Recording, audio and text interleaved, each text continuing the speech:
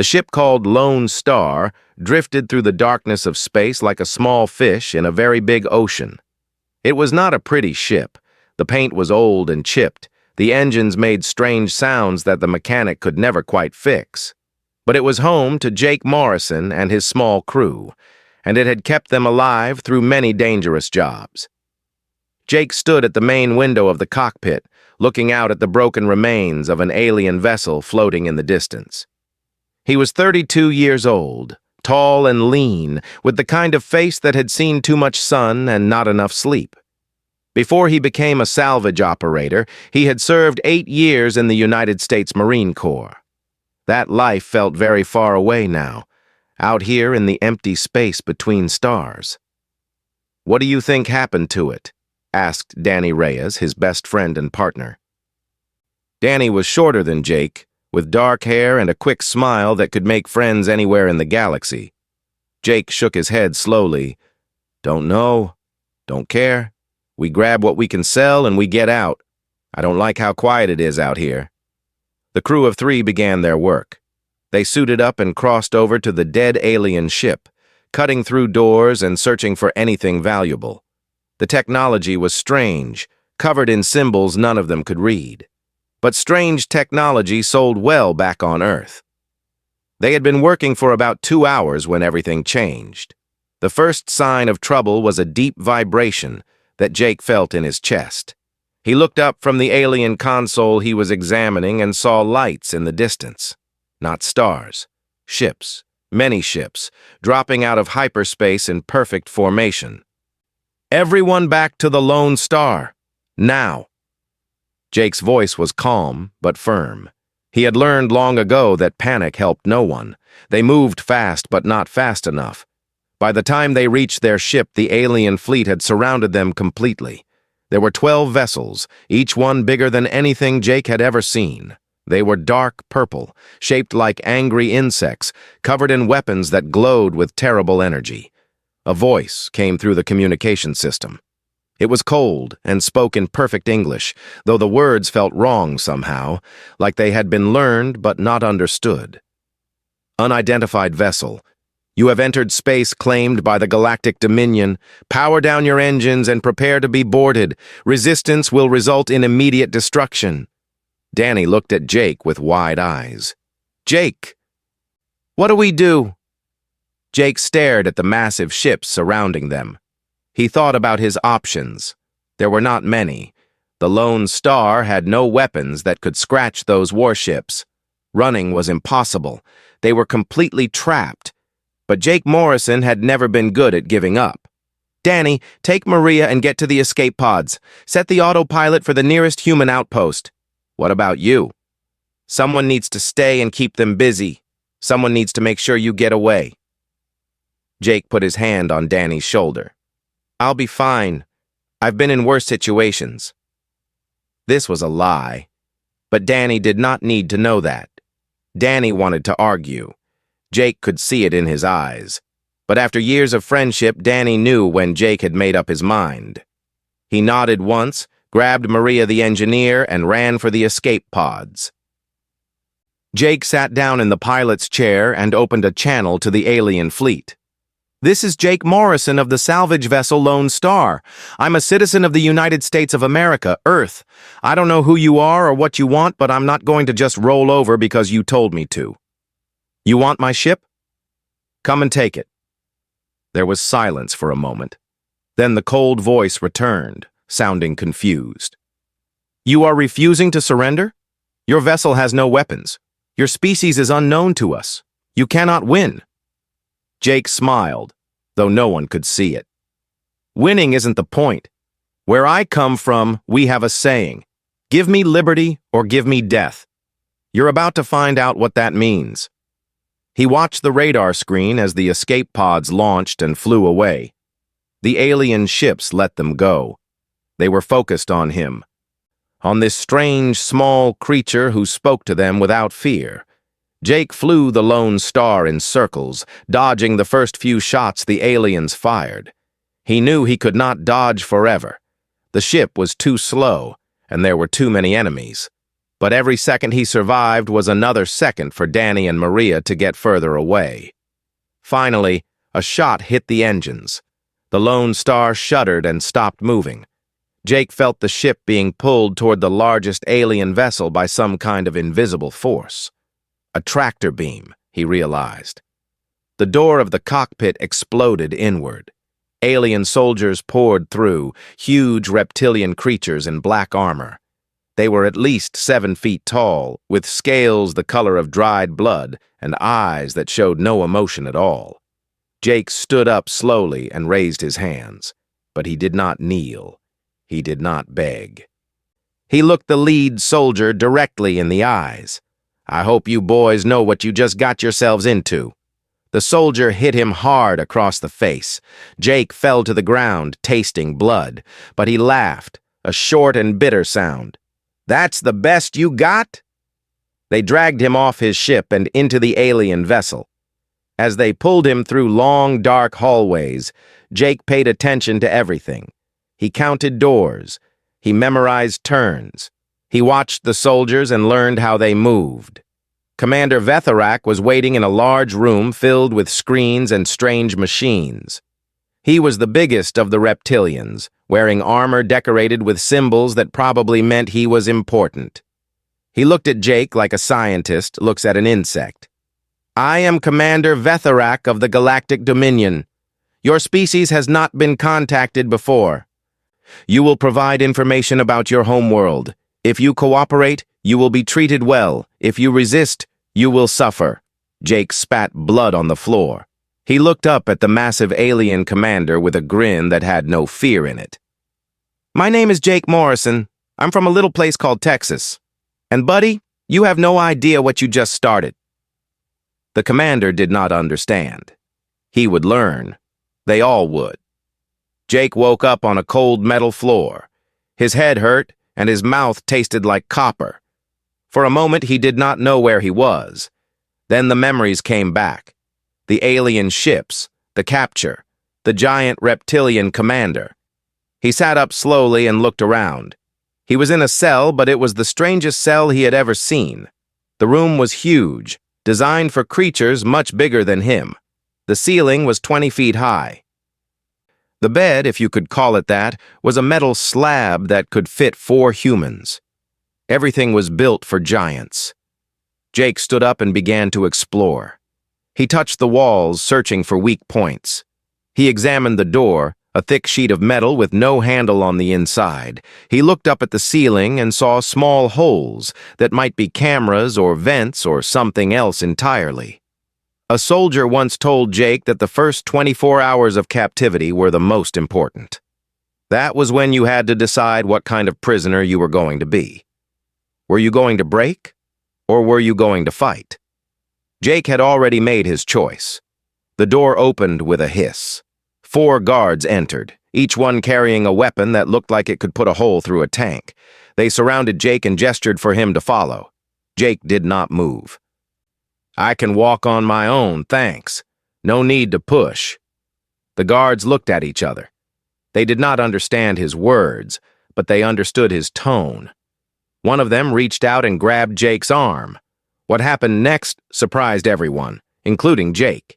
He twisted, using a move he had learned in Marine combat training. The guard was much bigger than him, but size means nothing if you do not expect resistance. Jake broke free and put distance between himself and the aliens. For 3 seconds, nobody moved. The guards stared at this tiny creature who had just escaped their grip. Jake stared back at them, breathing hard, fists raised. Then they all attacked at once. Jake fought well, he really did. But 4 against 1, when each enemy weighed 5 times as much as you, was not a fight you could win. They took him down hard, pinning him to the ground with their heavy boots. But Jake was smiling when they lifted him up, because now he knew something important. They could be surprised. They could be caught off guard. And that was useful information. They took him to a different room. This one was white and bright and filled with machines that hummed with strange energy. A new alien was waiting for him. She was different from the soldiers, thinner. Her scales were silver instead of red. Her eyes were cold but curious. "I am High Arbiter Solen," she said through a device that translated her words into English. "I am responsible for gathering information from new species. You will answer my questions." Jake was pushed into a chair. Metal bands wrapped around his wrists and ankles, holding him in place.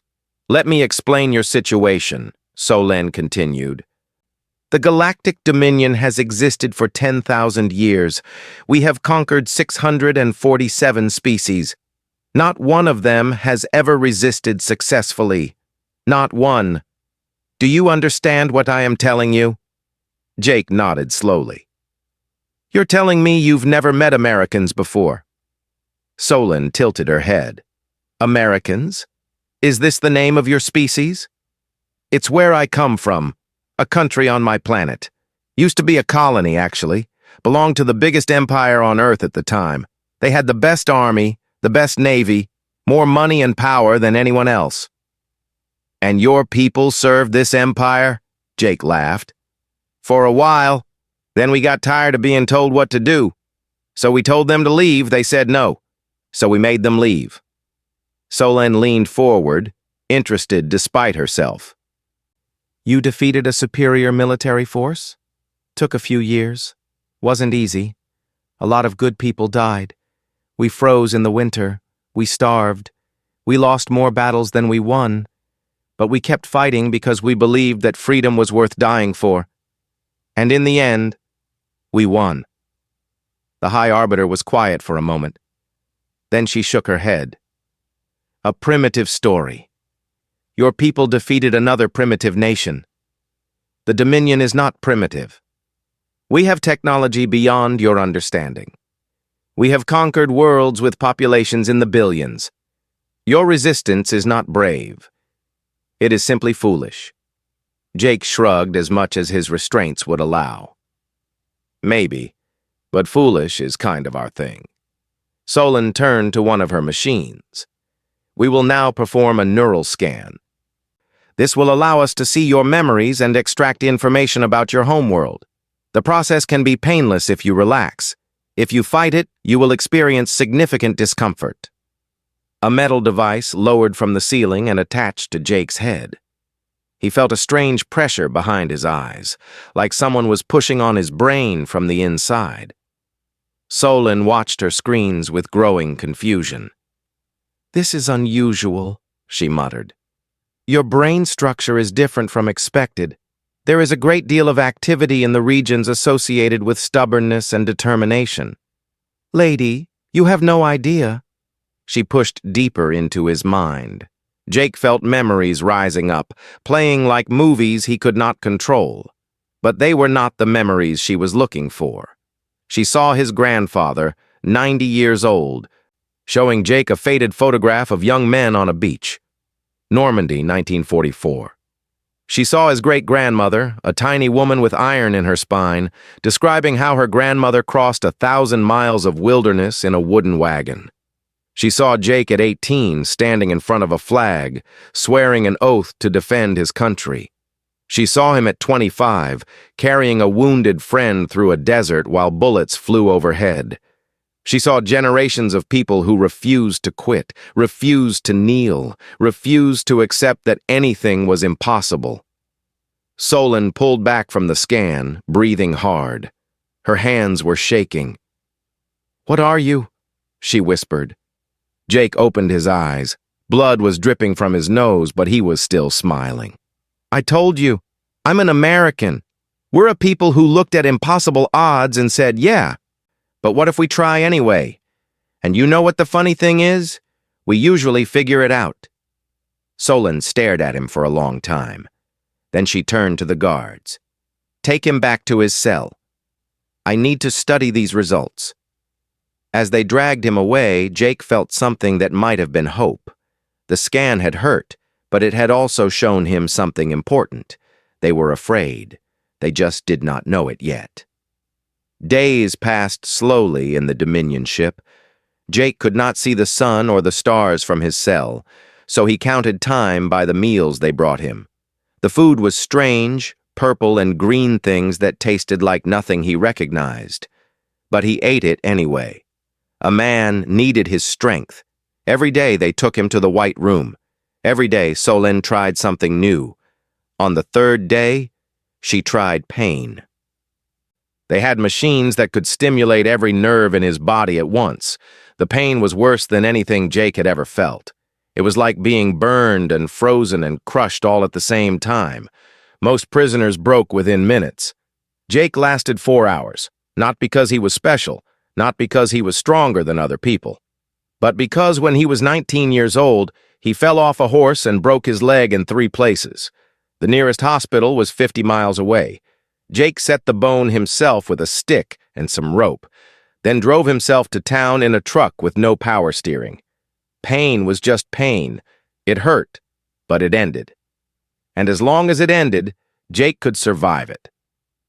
When they finally stopped, Solène looked at him with something that might have been respect. "How?" she asked. "How do you endure this?" Jake's voice was rough from screaming, but he still managed to speak. "My granddad used to say that pain is just weakness leaving the body. I guess I had a lot of weakness to get rid of." On the 5th day, she tried sensory deprivation. They put him in a room with no light, no sound, no sensation at all. Most species went mad within hours. The brain needed input. Without it, it began to eat itself. Jake stayed in that room for 3 days. He survived by filling the silence with noise from his own memory. He recited the Constitution, every word from the beginning to the end. When he finished that, he moved on to the Declaration of Independence, then the Gettysburg Address. Then every song he could remember, from country ballads to rock anthems to hymns his mother used to sing on Sunday mornings. When they finally opened the door, Jake was sitting cross-legged on the floor, quietly singing about a man named Johnny and a fiddle made of gold. Solène was waiting for him outside. "You should have broken," she said. "Every psychological model predicted complete mental collapse after 40 hours. You lasted 72. Jake blinked in the sudden light. "That song has like 20 verses. You could have left me in there longer." On the 8th day, she tried psychological manipulation. They showed him images on a big screen. Earth burning, cities destroyed, oceans boiling, his family dead, his friends dead, everyone he ever loved, gone. Jake watched the images without expression. When they finished, Solène leaned forward eagerly. "Your planet has been destroyed. Your species is extinct. You are the last one. There is no reason to resist anymore. Tell us what we want to know, and we will give you a comfortable life." Jake looked at the screen for a long moment. Then he looked at Solène. "That's Houston," he said, pointing to a burning city in one of the images. "Yes, your city of Houston has been... The skyline's wrong. You got buildings in the wrong place, and that's not how the freeways connect." Jake smiled, showing teeth. "Nice try, though. You almost got the colors right." Solène's scales flushed dark with anger. She nodded to one of the guards. The guard stepped forward and hit Jake across the face. It was a hard blow, backed by hundreds of pounds of muscle and armor. Jake felt something crack in his chest. Ribs, probably. He fell to the ground, gasping for breath. Blood poured from his mouth. For a moment, he just lay there, trying to remember how to breathe. Then he looked up at the guard. "My grandmother hit harder than that," he said. "And she was 87 years old, blind in one eye, too." The guard moved to hit him again, but Solène raised her hand to stop him. "Enough!" She walked over to Jake and knelt down beside him. Her silver eyes studied his face like she was looking at a puzzle she could not solve. "Why do you do this? You know you cannot escape. You know your resistance is meaningless. Why do you continue to fight?" Jake coughed, and more blood came up. But he met her eyes without flinching. "You really don't understand, do you? This isn't strategy. This isn't logic. This is just who we are. My people spent 200 years fighting for freedom. We fought empires. We fought dictators. We fought anyone who tried to tell us what to think or how to live. Sometimes we lost, lots of times we lost, but we never stopped. He pushed himself up to a sitting position, ignoring the screaming pain in his ribs. You can hurt me. You can break my body, but you can't break what's in here. He tapped his chest. Because this isn't just me. This is everyone who came before me. Every soldier who ever bled for that flag. Every immigrant who crossed an ocean for a chance at something better. Every farmer and teacher and factory worker who believed that tomorrow could be better than today. You're not fighting one man. You're fighting all of them. Solon stood up slowly. For the first time since Jake had met her, she looked uncertain. Take him back to his cell, she said quietly, and have the medical unit look at those ribs. I need him alive. As the guards dragged him away, Jake kept his eyes open. He counted doors. He watched the guards' routines. He noticed which ones were alert and which ones were bored. 16 days he had been on this ship. 16 days of pain and darkness and mind games. A normal person would have given up by now, but Jake Morrison was not a normal person. He was an American, and Americans did not give up. In his cell that night, Jake lay on his metal bed and stared at the ceiling. His body hurt everywhere. His ribs were cracked. His nose had been broken and badly healed. He had lost at least 20 pounds from the bad food and constant stress. But in his mind, he was free, and he had a plan. On the 21st day, Jake was ready. He had spent every moment of the last 3 weeks preparing. When they moved him through the hallways, he memorized the route. When guards spoke to each other, he listened and learned their language. When they gave him food, he saved small pieces and hid them in his clothes. But most importantly, he studied the cell. The Dominion had built this ship to hold dangerous aliens, creatures with thick hides and powerful muscles, creatures with claws and fangs and poison. They had designed every system to handle brute force. They had never considered a species that solved problems differently. Jake's food tray was made of a thin metal, strong but light. Over many meals, he had bent one edge back and forth, weakening it until a small, sharp piece broke off. It was not much, about the size of his thumb, but it was enough. He had also been watching the door panel. Every time the guards entered, they pressed their hand against a glowing square on the wall. The square was connected to the door by a thin cable that ran along the ceiling. Jake had noticed that the cable passed through a small gap in the metal plates, and where there was a gap, there was a weakness. On the 21st day, when the guards came to take him for another interrogation, Jake was ready. He let them put the restraints on his wrists. He walked with them down the hallway, counting steps like he always did. They passed through 2 security doors and turned left into a corridor that Jake knew led to the medical bay. That was when he made his move. He stumbled, pretending to fall. The guard on his right reached down to pull him up. In that moment, Jake twisted, sliding his hands out of the restraints. They were designed for wrists much bigger than his, and with enough twisting and some pain, a human could slip free. The guard did not expect resistance. None of them ever did. Jake grabbed the guard's weapon, a heavy pistol-like device. He did not know how to use it properly, but he knew where the trigger was. He pointed it at the other guard and pulled. The shot was loud, louder than any gun on Earth. The guard went down with a smoking hole in his leg. Not dead, but definitely not fighting anymore. The first guard recovered and lunged at Jake. But Jake was not trying to win a fair fight. He had learned a long time ago that fair fights were for people with advantages. He dropped low, letting the guard's momentum carry him overhead, and then ran. The alarm started within seconds. Red lights flashed in the corridor. Voices shouted in the alien language. Jake heard heavy footsteps behind him getting closer. He ducked into a side corridor, one he had noticed 3 days ago. It was narrow, barely wide enough for a human. The Dominion soldiers were too big to follow. He kept moving, squeezing through tight spaces, climbing through what might have been ventilation shafts. His ribs screamed with every movement. His lungs burned. But he did not stop. Jake had memorized the ship's layout as best he could during his captivity. He knew the communications room was on the upper level, near the front of the ship. He also knew that getting there would be almost impossible.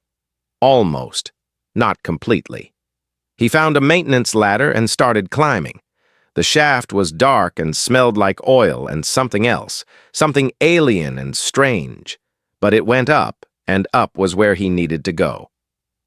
20 minutes later, covered in grease and breathing hard, Jake pushed open a panel and found himself in a small storage room.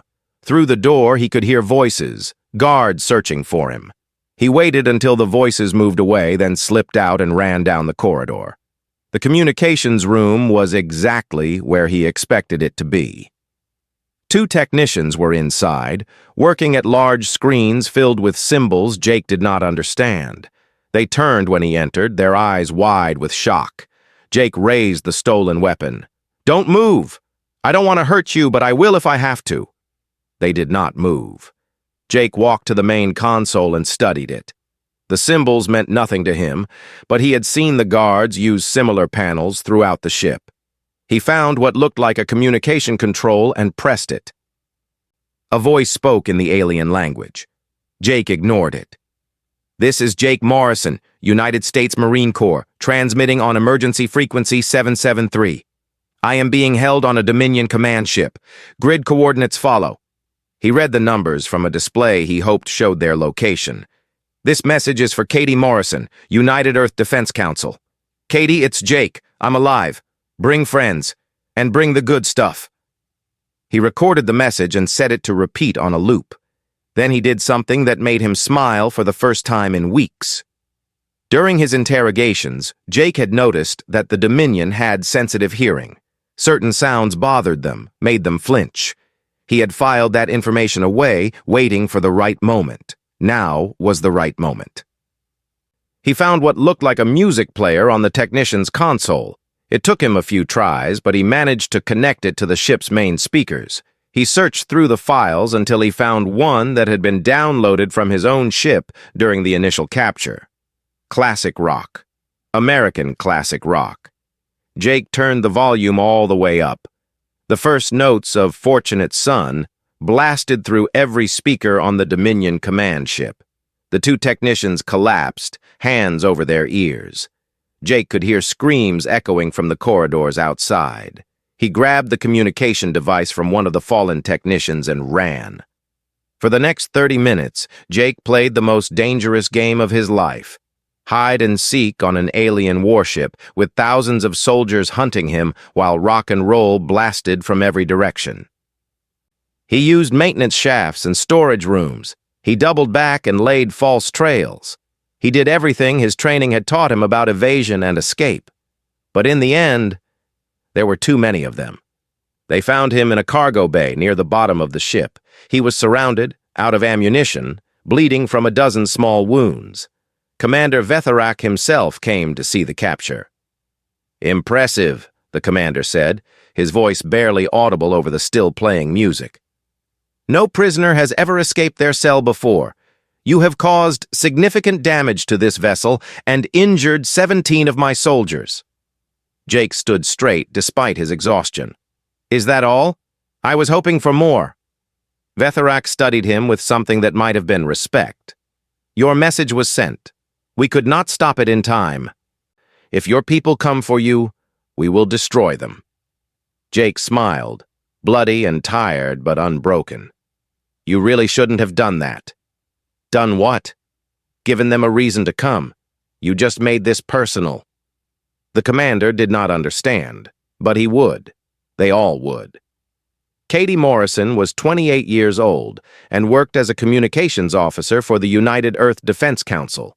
She had spent 4 years listening to signals from deep space, hoping to hear something, anything, that proved humanity was not alone in the universe. She never expected to hear her brother's voice. The message came through at 3 in the morning, Earth time. Katie was half asleep at her console when the alert sounded. She put on her headphones and listened. And then she listened again because she could not believe what she was hearing. Jake.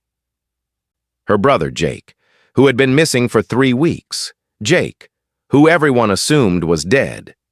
Jake, asking for help and telling her to bring the good stuff.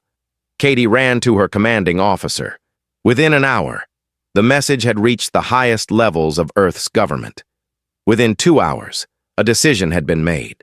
The Dominion had taken one of their own, and humanity was going to get him back.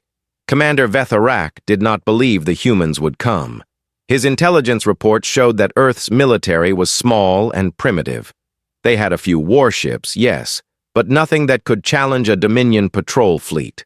Coming for one prisoner would be suicide. He did not understand humans.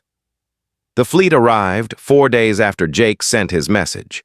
They dropped out of hyperspace in perfect formation. 23 ships flying the flag of the United Earth Defense Council. At the center of the formation was the carrier Freedom's Call, the largest warship humanity had ever built. It was not as big as the Dominion vessels. It was not as elegant or as technologically advanced. But it was bristling with weapons that humans had spent decades developing specifically for this moment.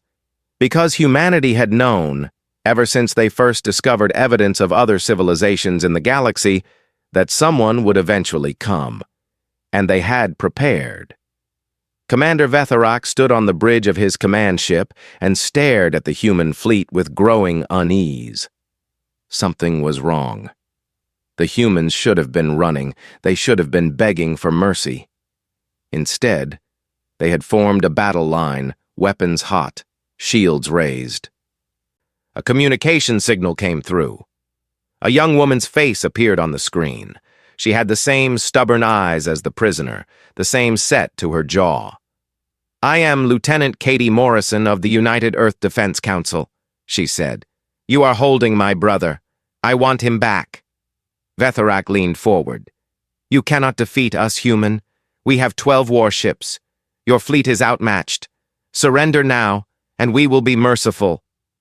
Katie smiled, and it was not a nice smile. "Let me explain something about my people, Commander. We have a history of doing things that don't make sense. We crossed oceans in wooden boats. We landed on our moon with computers weaker than a children's toy. We built a nation out of wilderness and held it together through a civil war that killed millions of our own." She leaned closer to the screen. "We don't care about the odds. We don't care about your technology or your 10,000 years of conquest. You took my brother. You hurt him.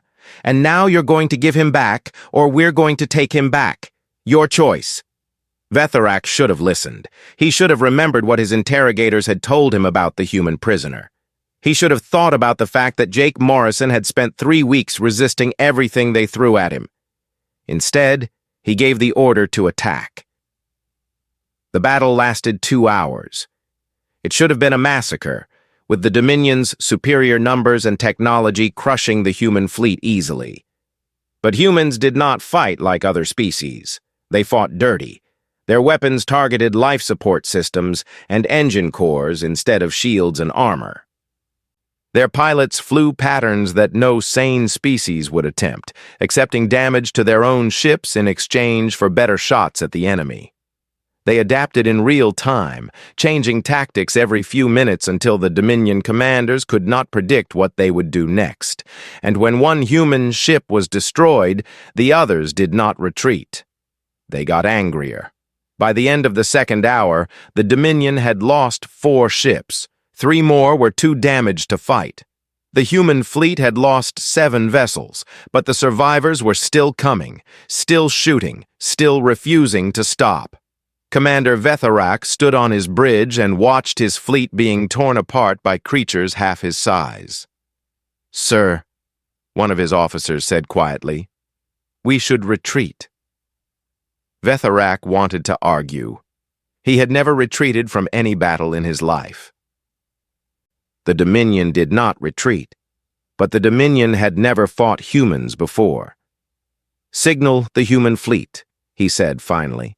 "Tell them we accept their terms." Jake heard about the surrender from his cell. A guard came to tell him, looking at him with something that might have been fear. "Your people are here. We are releasing you." Jake stood up slowly. His body was broken, held together by bandages and stubborn will, but he was smiling. "Told you they would come." They took him to the shuttle bay, where a small craft with Earth markings was waiting.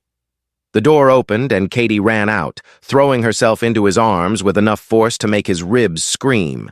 "Jake! Oh my God, Jake! I thought you were dead! I thought we lost you!" He hugged her back, ignoring the pain. "I'm okay, Katie. I'm okay." Takes more than a bunch of overgrown lizards to keep a Morrison down. She pulled back and looked at him, at the bruises and scars and the weight he had lost. "What did they do to you?" "Everything they could think of. Didn't work." He grinned. "Turns out we're tougher than we look." Commander Vetharak watched the shuttle depart. High Arbiter Solène stood beside him, her silver scales dim with exhaustion. "We underestimated them," she said quietly. "Yes. What do we do now?" Vetharak was silent for a long moment. Then he turned away from the window. "We leave, and we add a new entry to our database. Humanity. Species classification. Do not engage. Not worth the resources required for conquest." "Is that what you believe?" He thought about the human who had resisted every interrogation technique they had, who had escaped from a cell designed to hold creatures 10 times his strength, who had smiled even when he was beaten and bloody and alone.